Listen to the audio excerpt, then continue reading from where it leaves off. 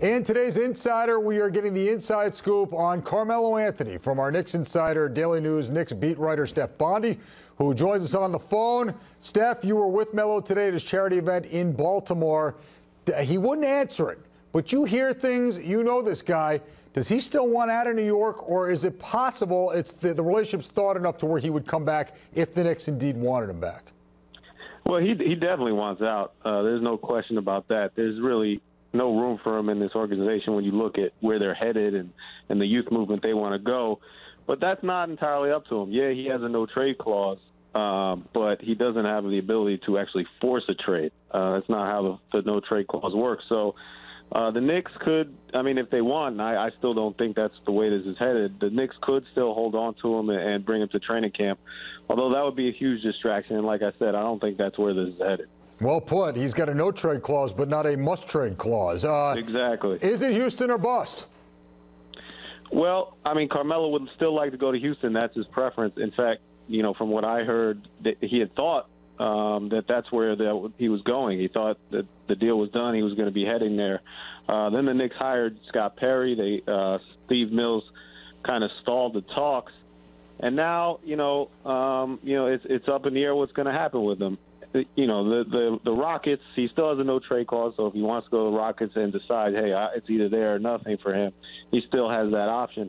But if I were the Knicks, what I'd do is instead of asking Carmelo first where he wants to go, I'd negotiate a trade, leak those trade details, and then ask Carmelo if he'd go to that whatever city they negotiated with. When I covered the Nets with Kevin Garnett, that's how they operated. They negotiated the trade first, and then asked Kevin Garnett, and they were able to convince him, even though he was reluctant at first. Now, when you say leak it to a writer, I suppose, is there any writer you have in mind who ought to get leaked that information? There you go. I'm open. But I didn't think you were going to say Frank Isola. Let's talk about this other end. Once the Kyrie Irving trade request came through, everybody said, oh, this is perfect for Melo going to Cleveland to play with LeBron, but yet we still hear, at least reportedly, that Melo still wants Houston, as you just said. Why would he not want to go to Cleveland and play with LeBron if that could be worked out, where the Knicks say traded Melo and a couple of number ones to Cleveland for Kyrie Irving? Well, I actually spoke to somebody about this today that would, has an inside track on everything. And what he brought up was this. Carmelo Anthony has a option on his contract for next summer, paying him something like $28 million. He doesn't want to go to a situation where LeBron is going to leave for L.A.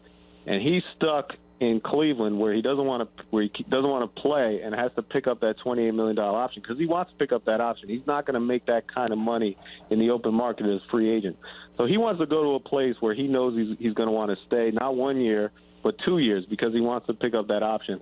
And in Houston, he has that with his buddy Chris Paul, who's going to be there. So that's certainly one reason. One very important reason is LeBron James' uncertain future. There's talks that he wants to bolt for Los Angeles when he becomes a free agent.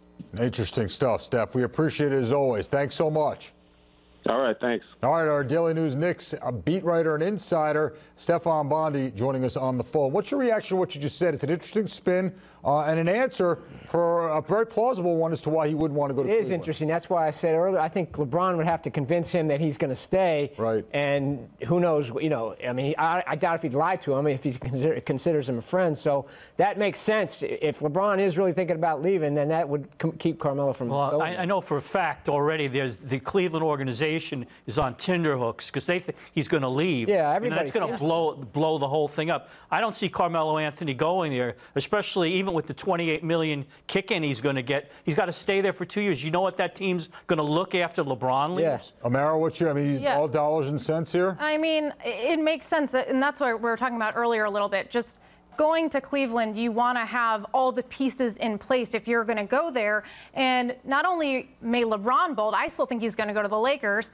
but Kyrie might not be there. And can you still win without him? I mean, these are all things, if you're going to make that decision, you're going to go to Cleveland, you want to go for a title. And I know the East is an easier route, but you just don't know what you're going to be left with next year. Melo will be left with Shumpert and the other guy from the Knicks. J.R. Smith. Knicks Midwest. They can all take their shirts off together. Yeah, absolutely.